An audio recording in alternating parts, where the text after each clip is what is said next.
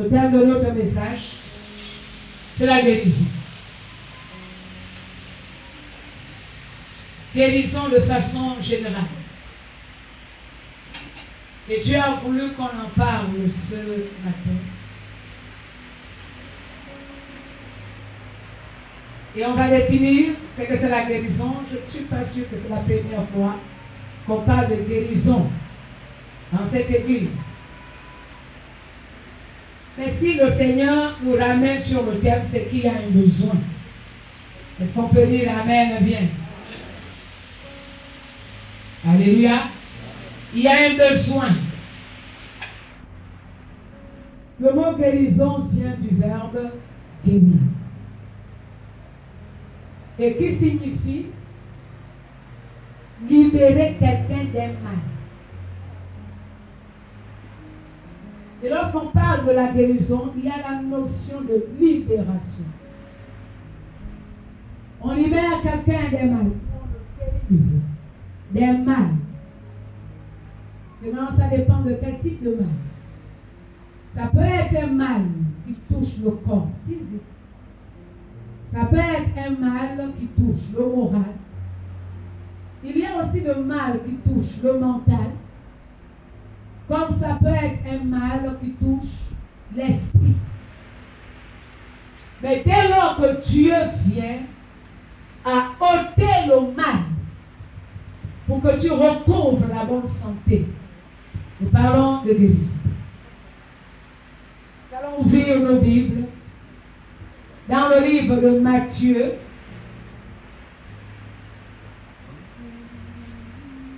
chapitre 8, versets 16 à 17.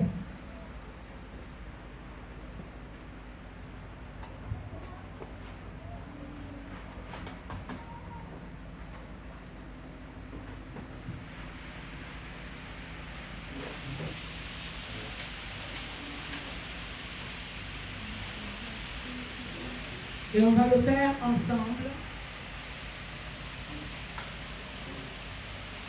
Matthieu chapitre 8. Les versets 16 à 17.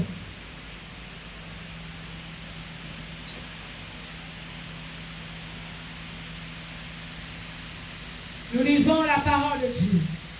Le soir, en amenant auprès de Jésus plusieurs démons, il chassa les esprits par sa parole. Et il guérit tous les malades. Afin que s'accomplisse ce qui avait été annoncé par Ésaïe, le prophète.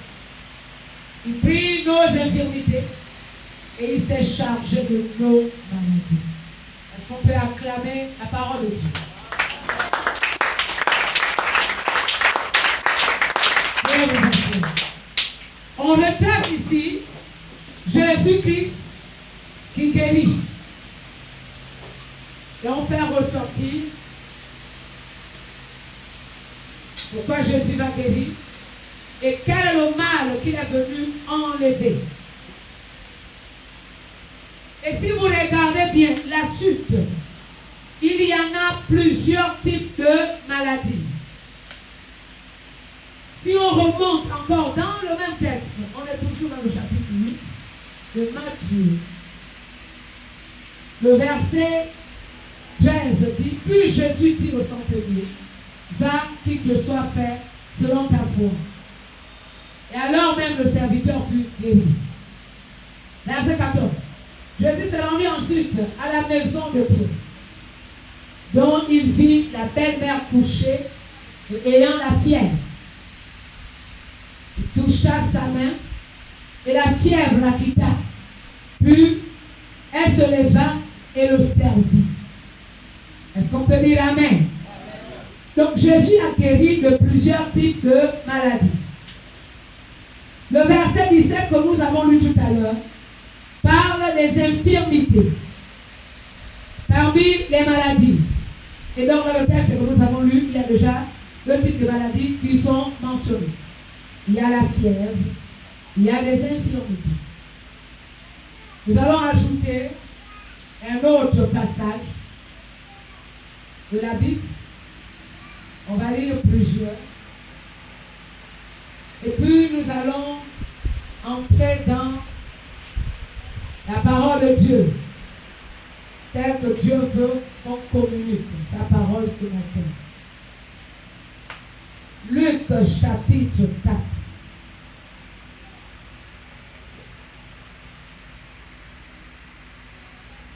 Nous commençons à partir du verset 18. Je lis la parole de Dieu. J'espère que tout le monde a la page.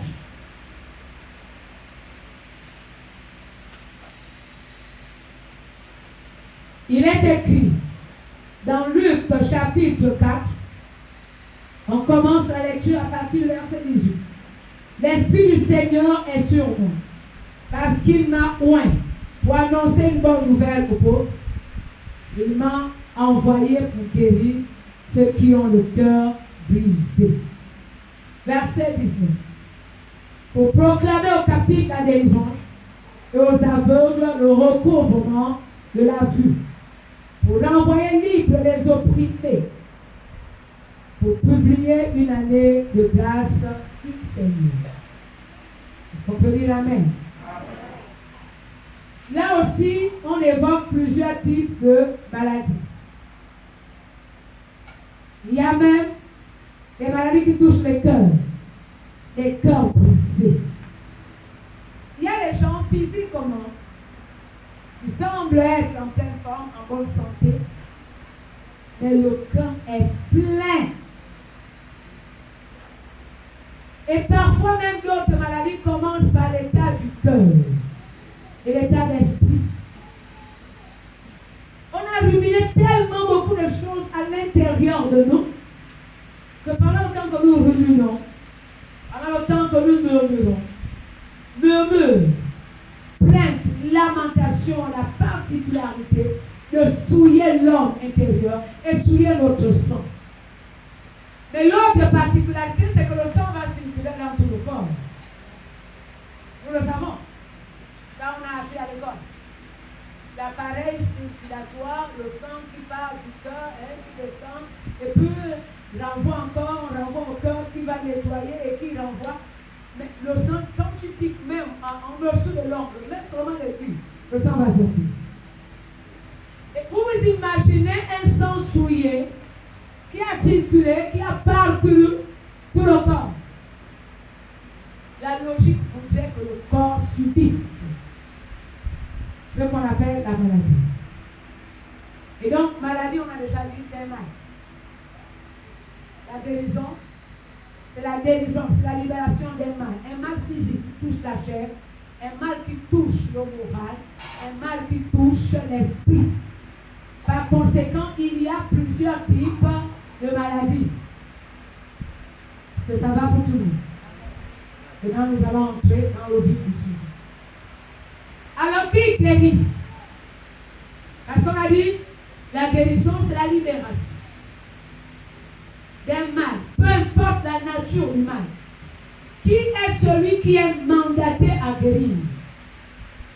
Peut-être les uns les autres vont dire, non, le pasteur, oh l'évangéliste, oh, c'est le prophète. Non, je suis désolé. Aucun prophète n'a jamais guéri. Alléluia. Moi, je suis là pour dire la vérité. Non, aucun prophète n'a jamais guéri. Aucun pasteur n'a jamais guéri. Aucun évangéliste, aucun. Parmi eux, il n'y a aucun qui a réussi à guérir. Il n'y a que Jésus qui guérit. Il n'y a que l'Éternel qui guérit. Alléluia. Amen, amen.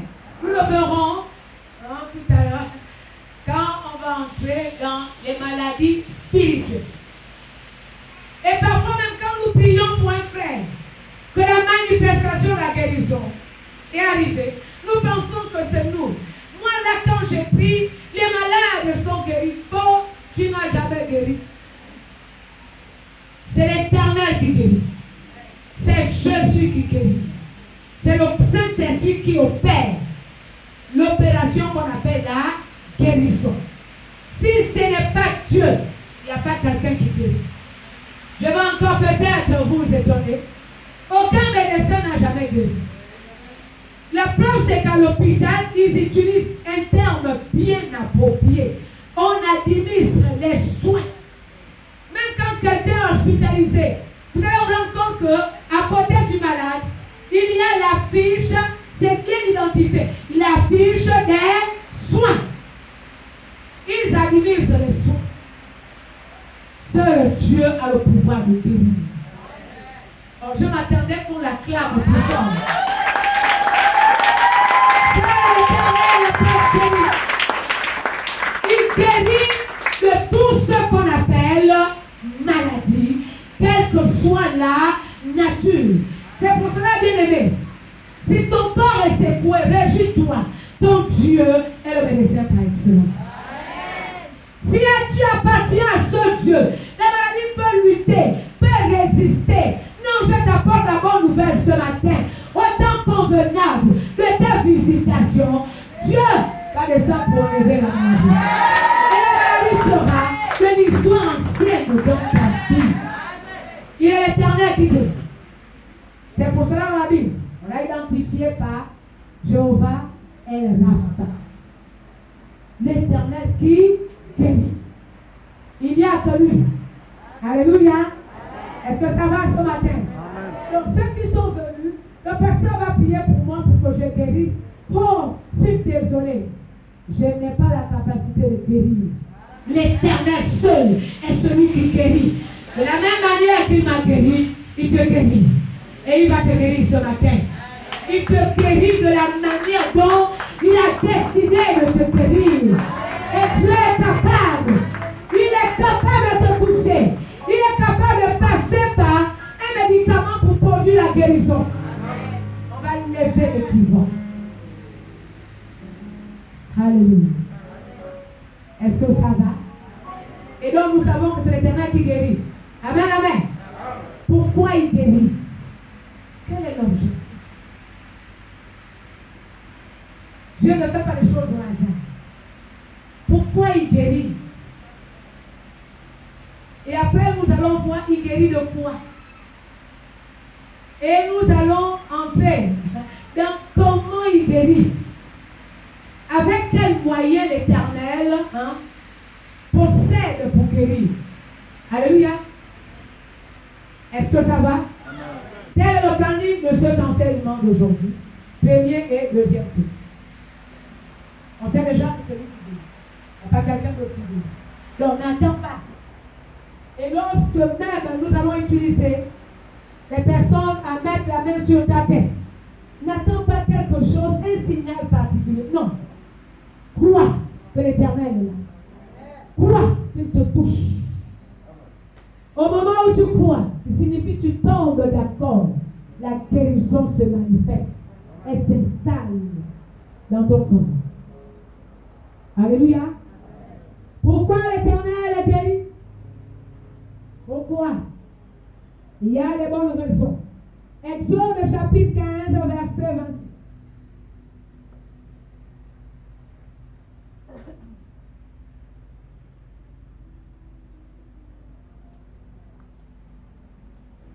Exode chapitre 15, verset 26. Vous prenez aussi 3 Jean 1, verset 2. Nous commençons par Exode.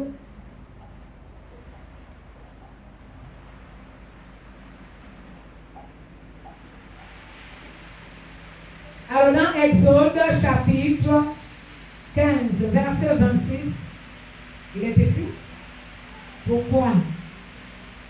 Quelles sont les motivations de l'Éternel? Pourquoi Dieu vient guérir? Le reste des actions, veuillez m'excuser, je n'étais pas à la bonne référence. C'est Exode. C'est plutôt ouvert à un autre livre. 26. Il dit, si tu écoutes attentivement la voix de l'Éternel ton Dieu, si tu fais ce qui est droit à ses yeux, si tu prêtes l'oreille à ses commandements, et si tu observes toutes ses lois, je te frapperai le cœur des maladies dont j'ai frappé les Égyptiens, car je suis l'Éternel qui guérit. Alléluia. verset, il y a plusieurs enseignements à l'intérieur. On peut même remonter jusqu'à découvrir d'où viennent certaines maladies. Mais parfois, ce n'est qu'une traduction. Alors, nous ouvrons aussi la Bible dans 3 Jean.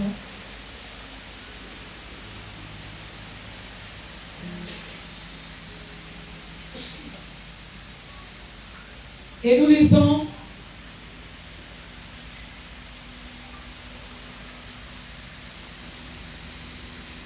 le verset 3. On va commencer au premier verset, s'il vous plaît.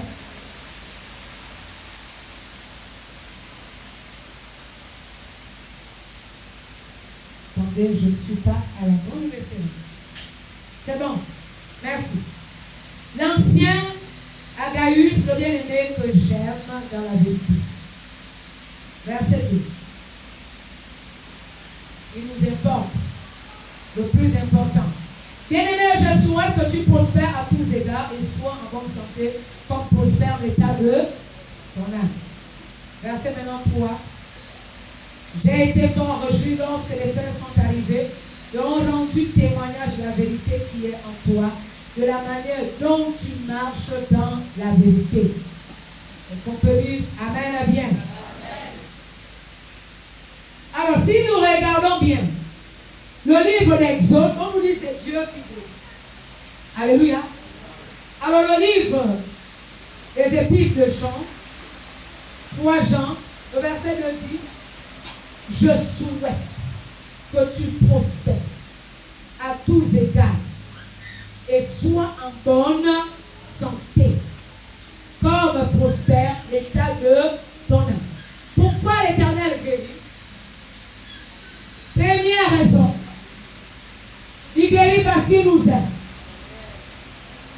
Donc l'acte de guérison n'est pas seulement le moyen que Dieu veut montrer sa puissance, sa bravoure, non.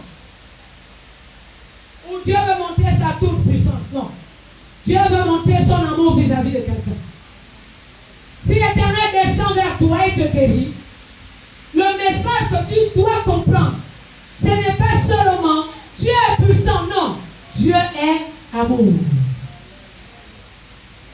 Quand l'Éternel est descendu, quand il a intervenu dans la vie des enfants d'Israël, lorsqu'ils étaient en Égypte, et qu'il a même épargné les enfants d'Israël de tous les maux. Nous avons mentionné tout à l'heure les maux que les Égyptiens, les maladies que les Égyptiens ont souffert. Pourquoi l'Éternel a-t-il fait? C'est par amour pour son peuple. Dieu nous guérit parce qu'il nous aime. La guérison est un acte d'amour. C'est la manifestation de l'amour de Dieu vis-à-vis de nous. Deuxième raison. Dieu nous guérit parce qu'il veut que nous soyons en bonne santé. Et donc l'objectif de la guérison, ce n'est pas tant venir enlever la maladie, mais c'est pour te voir en bonne santé. Que quelqu'un acclame le Seigneur. Dieu nous guérit parce qu'il veut nous voir en bonne santé. Disons Amen. C'est pour cela que le diable donne les maladies. C'est pour cela que Satan provoque les maladies. S'il veut arrêter, non. S'il veut nuire, il faut qu'il commence à grignoter la santé. Quand le corps est malade, toi et moi, nous savons que même venir à l'église, tu vas le faire avec peine. Si vraiment tu es alité, tu auras de la peine à te lever. Le corps que Dieu nous a donné est un outil de travail pour l'avancement de l'œuvre de Dieu.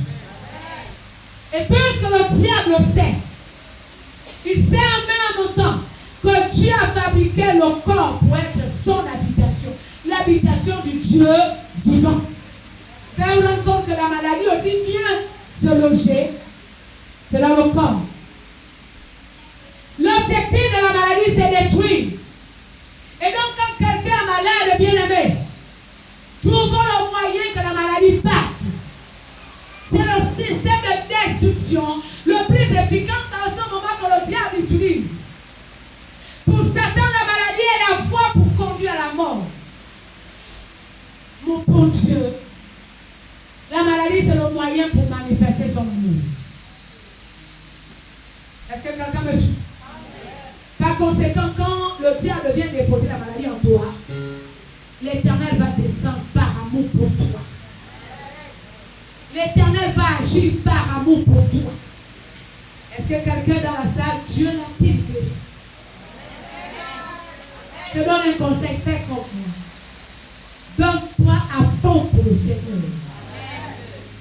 Donne-toi totalement pour le Seigneur. C'est un signe d'amour. Alléluia. Maintenant, Dieu guérit de quoi? Tous les textes que nous avons lus au départ ont fait ressortir